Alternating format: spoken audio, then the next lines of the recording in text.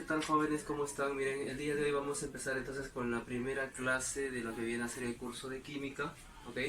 Y vamos a tomar un tema muy puntual, muy importante dentro de lo que es la química, que viene a ser justamente la definición de esta misma, y obviamente también vamos a estudiar un poco de lo que es el objeto de estudio de la química, que viene a ser la materia, ¿está bien? Así que empecemos. Mira, acá te estoy colocando el concepto de química, un poco de definición, algunas ramas importantes dentro de la química, digamos la química orgánica, etcétera. El concepto o definición de lo que es materia, de qué está hecho la materia, unas cuantas clasificaciones para poder entender cómo yo puedo determinar qué tipo de materia es la que se presenta, ¿ok?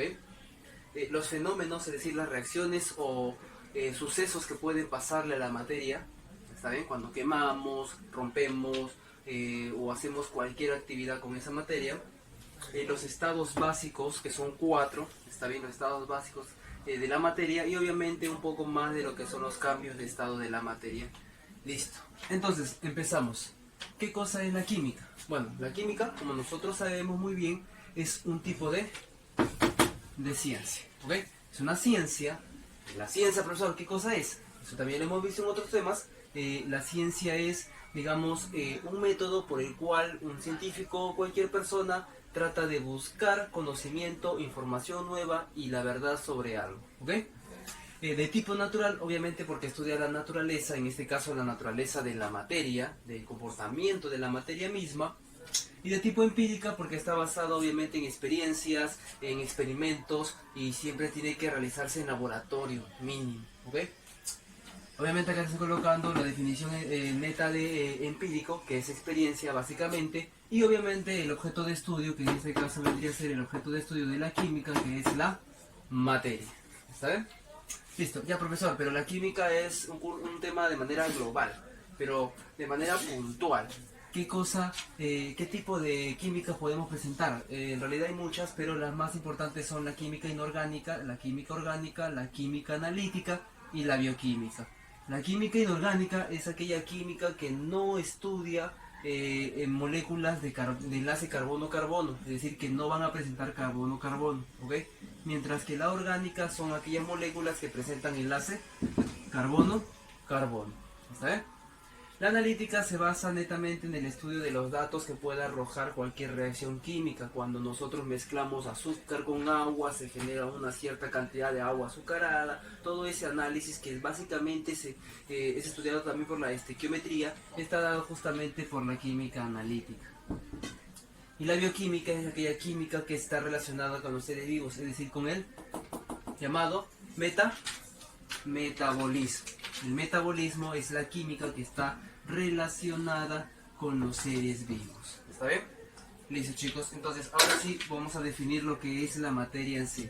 La materia, de manera simple y sencilla, se puede decir que es todo aquello que existe en el universo. Absolutamente todo lo que nosotros podamos, digamos, analizar, estudiar, aquello que existe en el universo viene a ser considerado la materia. Y obviamente también es independiente a los sentidos. ¿Por qué se dice que es independiente a los sentidos? Porque en realidad uno no necesita percibirlo o observarlo para que esta materia exista. Por ejemplo, si yo tomo este plumón, ¿veis? Si yo tomo este plumón, lo observo, yo sé que existe, que es materia, lo puedo palpar. Pero sin embargo, si lo dejo aquí y me retiro a otro lugar, entonces ¿qué significa? ¿Que esta materia, estando aquí, ha desaparecido? No, no desaparece. ¿Por qué? Porque la materia es independiente de nuestros sentidos. Es decir, que no es necesario que yo lo observe o que lo perciba para que ésta pueda existir. ¿Listo?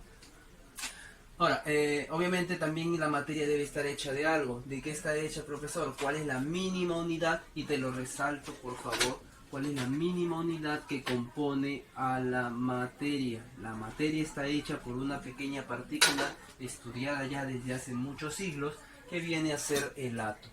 También más adelante ya te voy a explicar lo que es un átomo en la clase más detalladamente. Pero ahorita vamos a ver algo ligero. Un átomo, como te lo acabo de decir hace un momento, es la mínima partícula que compone la materia. Es decir, que yo puedo dividir la materia cuantas veces yo quiera. Yo puedo partirla, cortarla, como quieras decirlo, pero solamente va a llegar hasta un límite. ¿Cuál es ese límite teórico? Viene a ser justamente el átomo. ¿Ok? Listo, chicos, vamos entonces.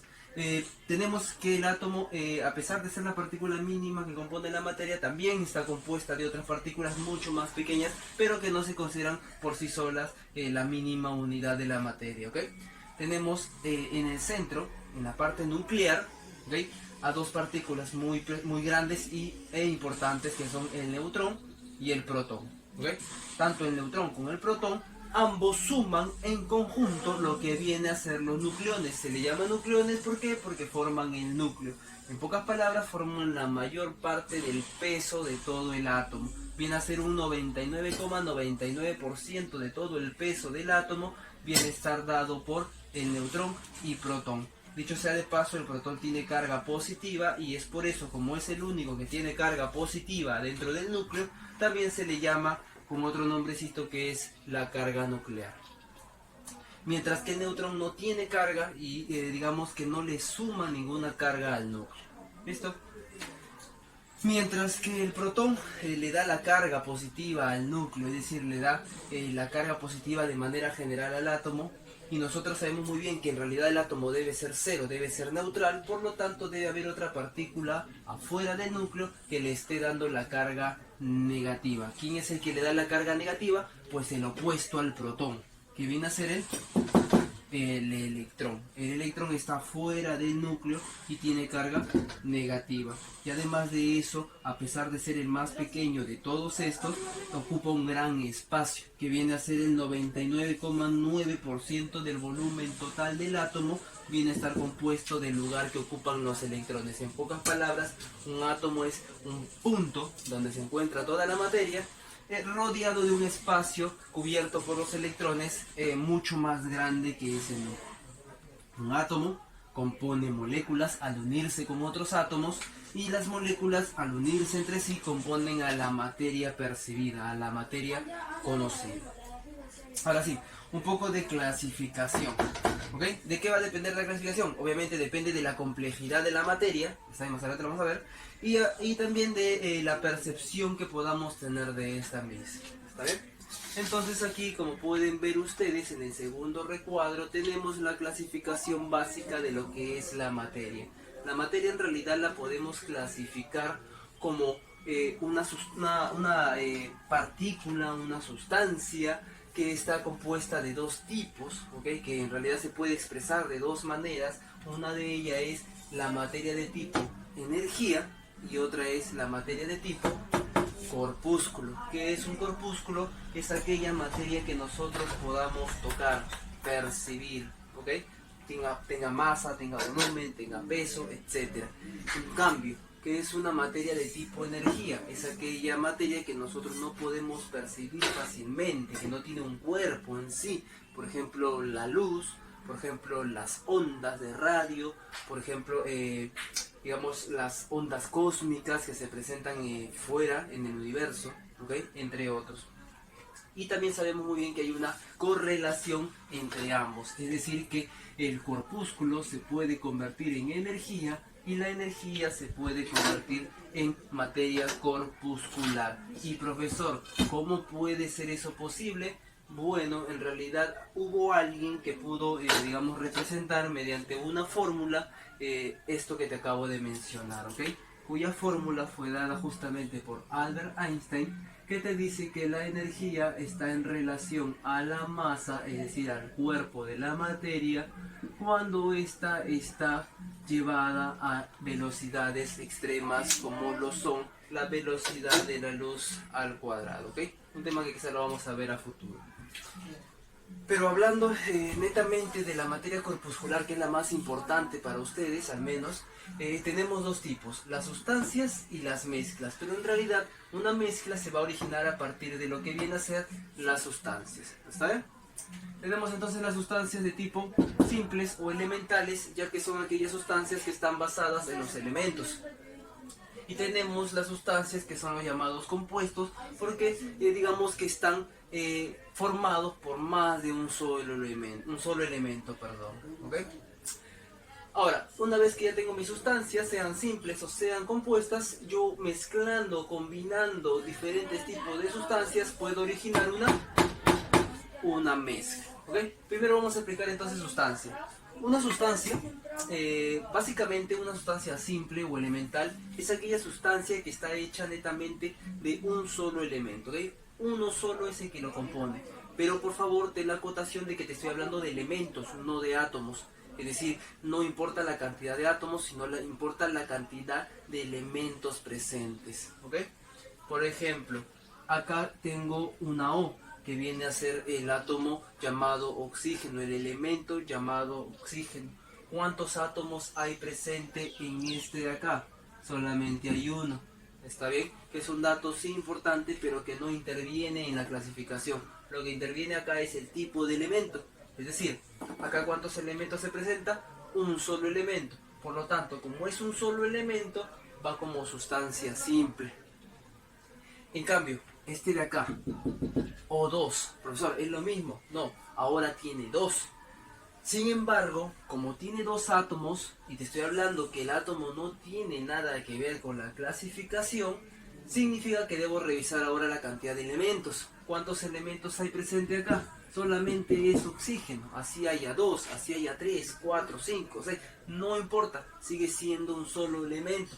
Por lo tanto, se sigue manteniendo como una sustancia de tipo simple elemental, ¿ok? Sigue siendo simple, ¿por qué? Porque a pesar de que haya muchos átomos, hay un solo tipo de elemento. Eso significa que si hay de dos o más elementos, sin importar tampoco la cantidad de átomos presentes, se puede considerar como compuesto. Correcto. Significa que el compuesto es aquella sustancia que tiene de dos a más tipos de elementos. Acá tenemos, por ejemplo, la molécula de CO2. ¿Cuántos átomos yo puedo contar? Perdón, aquí me he equivocado. ¿Cuántos átomos podemos contar? Tenemos un carbono y dos oxígenos, que sería en total 3 átomos presentes, ¿ok? 3 átomos presentes. Un carbono más mis dos oxígenos me da 3 átomos, pero en realidad la cantidad de átomos no es la que te define, sino la cantidad de elementos. ¿Cuántos elementos hay? Carbono y hay oxígeno, por lo tanto hay 2. Si hay 2, ya no es simple, sino que ahora es compuesto, ¿ok? Listo. H2SO4, ácido sulfúrico. ¿Cuántos átomos presentes hay acá? Hay 2 hidrógenos, hay un azufre y hay 4 oxígenos. Por lo tanto, viene a ser 7 átomos. Pero eso no te importa. ¿Qué te importa? Los elementos. Hay hidrógenos, hay azufres y hay oxígenos. Por lo tanto, hay 3 elementos. Y eso basta para ser considerado como una sustancia de tipo compuesto. Listo, jóvenes. Entonces, ahora, yo puedo coger, digamos, ácido sulfúrico y puedo combinarlo con CO2, generando ahora ¿qué? Una mezcla, ¿ok? Una mezcla que puede ser de tipo homogénea y heterogénea, dependiendo de la afinidad que tengan cada una de las sustancias que estás mezclando tú. Si son muy afines, va a generar solamente una fase, llamado de tipo homogénea, ¿ok? Nosotros también podemos hablar del aire mismo, ¿ok? El aire mismo, que es el gas que nosotros respiramos, está hecho en realidad de muchos otros gases que se consideran como una sustancia simple. Aquellas sustancias no podemos determinar cada una de sus componentes en el aire, por lo tanto se considera una mezcla homogénea, ¿ok? Otro ejemplo vendría a ser el acero. El acero es una mezcla homogénea que está hecha de tanto de hierro como carbono. Sin embargo, nosotros no podemos identificar cuál es hierro, cuál es carbono dentro de la materia llamada acero, simplemente lo vemos como uno solo, por lo tanto se considera una mezcla homogénea.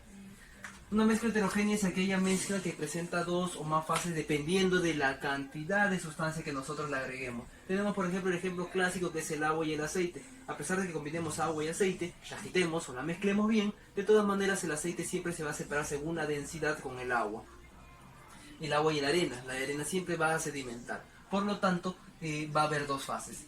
La ensalada, algo un poco más sólido. La ensalada, por ejemplo, podemos identificar cuál es la lechuga, cuál es el tomate, cebolla, etcétera. Todo lo que le agreguemos podemos identificar, sin embargo, cuál es cada una de las fases, ¿ok? A menos que lo convirtamos, por ejemplo, en un licuado, lo cual ya se convertiría en una mezcla de tipo homogéneo. Listo, jóvenes, hasta ahí entonces creo que tenemos lo básico, ¿ok? Vámonos directamente con fenómenos. Tenemos 4 tipos de fenómenos muy importantes, que son el fenómeno físico, el fenómeno químico, el fenómeno alotrópico y el fenómeno nuclear, ¿ok? De esos 4, los 2 primeros son los más importantes, ya que son los que recurrentemente vienen en examen para que tú puedas identificar y diferenciar cada uno de ellos. Tenemos el fenómeno físico, que son aquellos cambios de estado y cantidad, forma, por ejemplo, y no se va a alterar la naturaleza de la sustancia. Es decir, que tú puedes cambiar, digamos, este fierro, ¿no? Lo rompo por la mitad. He hecho un cambio físico, ya que ahora solamente hay la mitad. Sin embargo, esto de acá sigue siendo de fierro. Por lo tanto, yo he realizado un fenómeno de tipo físico. Listo. Tenemos, por ejemplo, ¿no? Acá, descongelar hielo. Si descongelamos hielo, que es agua, va a pasar del estado sólido al estado líquido. Sin embargo, sigue siendo agua. Por lo tanto, ese es un fenómeno de tipo físico. Rompemos papel. Tenemos papel, lo rompemos. Podemos, digamos, decir que ha habido una alteración, sí, de cantidad, pero sin embargo está hecho de lo mismo. Por lo tanto, como todavía mantiene su naturaleza, que lo más importante, mantener la naturaleza, significa que es solamente un fenómeno de tipo físico. Arrugar el papel, digamos, romper una regla, cualquier tipo de actividad o suceso que solamente altere tanto su estado como su cantidad o forma, ¿okay? Sin embargo, no se altera la naturaleza en sí. A diferencia de la reacción química es aquella alteración de la naturaleza natural de la sustancia, ¿okay? Ya deja de ser lo que es y nunca puede volver a ser, o digamos, en su mayoría de veces regresar a ser lo mismo, ¿okay? Tenemos, por ejemplo, el quemar papel. Si nosotros quemamos papel, ¿okay? Digamos que convertimos la madera en cenizas. Y esas cenizas ya no es papel, por lo tanto ha habido una alteración de tipo química. Reacciones de combustión, como por ejemplo el quemar gasolina, ¿okay? Respirar, fotosíntesis, todo lo que tenga que ver con el metabolismo también son reacciones de tipo químico, ¿ok? Cambiamos, por ejemplo, el CO2 en oxígeno y el oxígeno en CO2 nuevamente y así, para obtener energía, entre otros, ¿ok? Eso lo vamos a ver en el curso de biología. Quemar alcohol, la corrosión, la oxidación misma del hierro.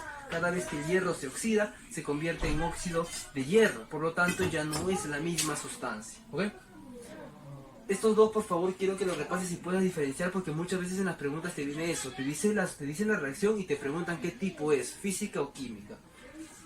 Reacción de tipo alotrópica y reacción de tipo nuclear. La alotrópica lo que dice es que se presenta cuando un elemento se puede ver en la naturaleza con diferentes presentaciones, es decir, que es el mismo elemento pero con diferente empaque, ¿ok? Tenemos el más clásico, el carbono, que es uno de los más comunes. El carbono se puede presentar como carbono que forma el diamante y el carbono que forma el grafito.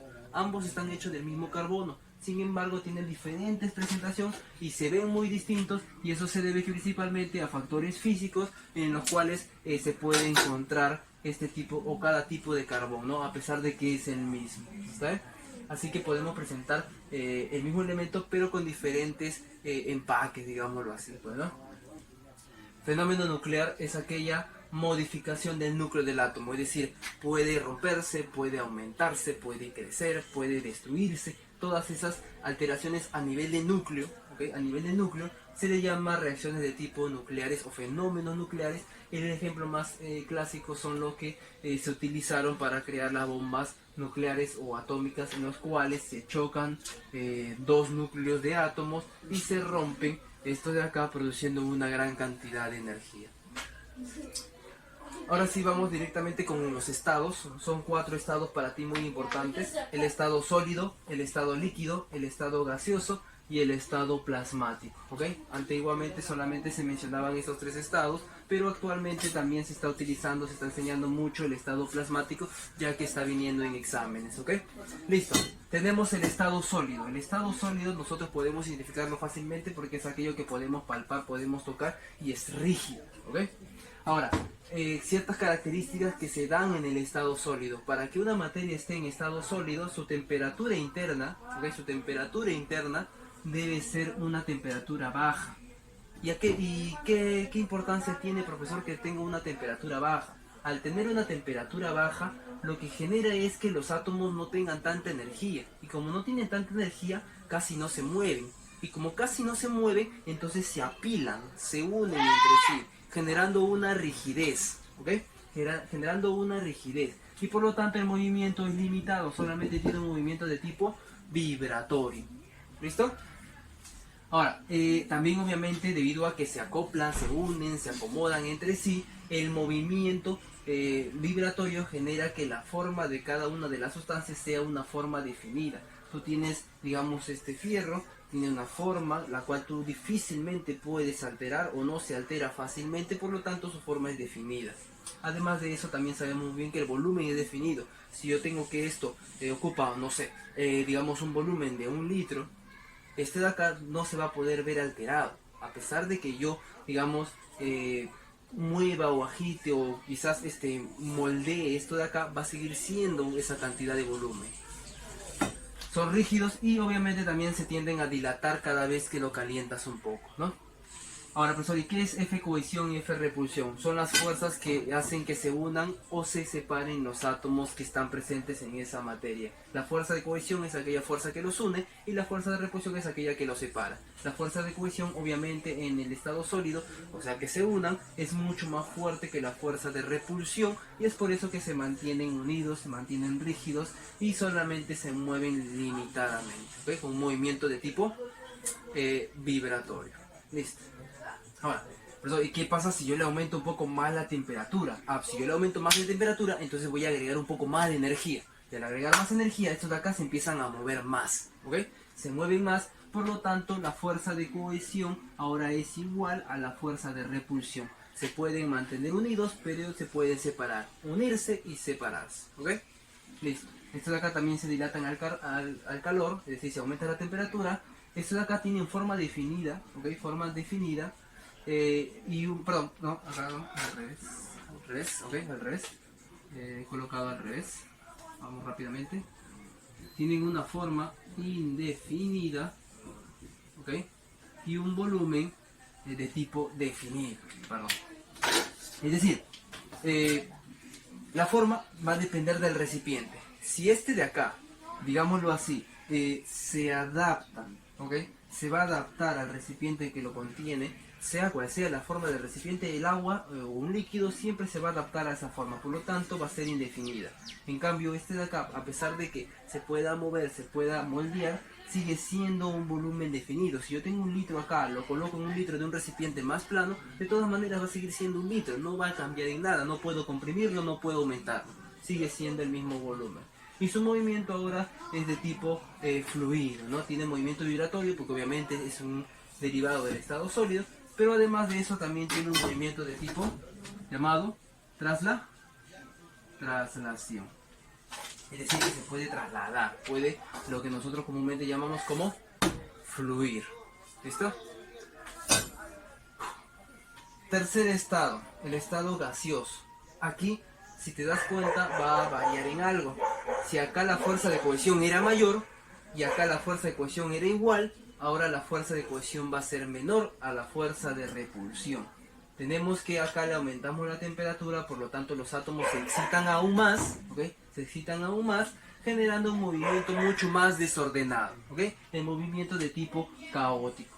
Acá tenemos que la forma es indefinida y el volumen también es indefinido, ¿ok?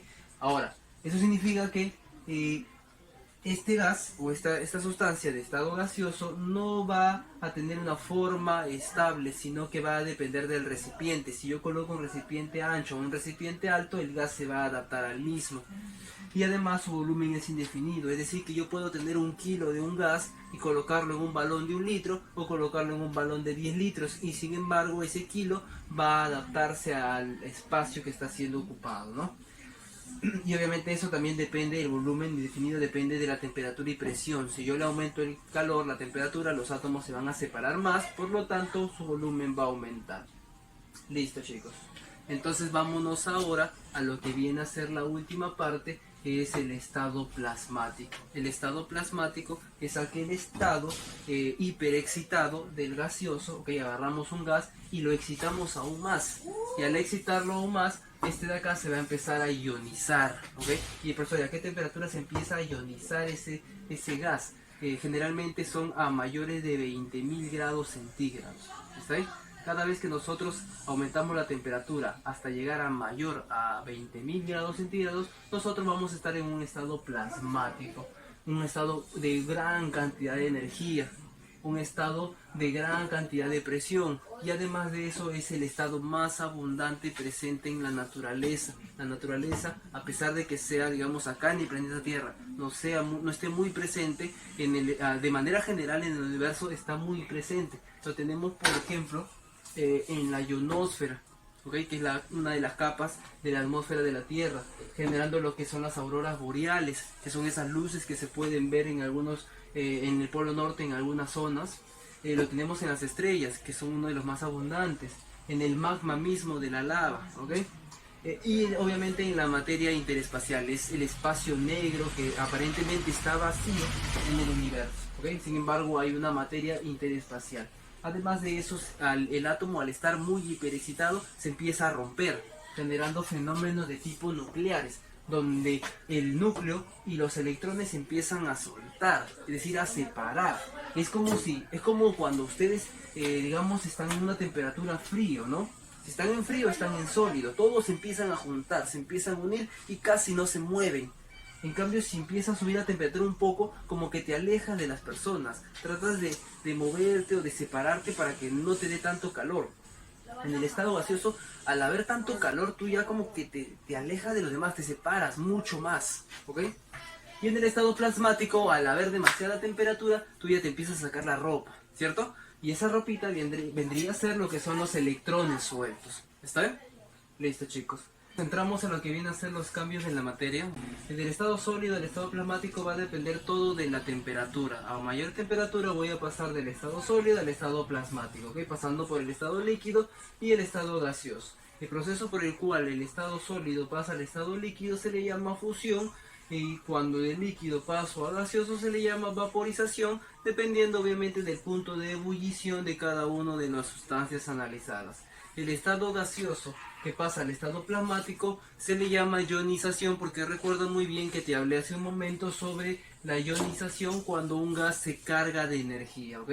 Ahora, esa energía puede ser cargada o también descargada, por lo tanto podemos regresar nuevamente, dependiendo de la baja de temperatura, a lo que viene a ser el estado sólido. Del estado plasmático al estado gaseoso se le llama deionización, ¿ok?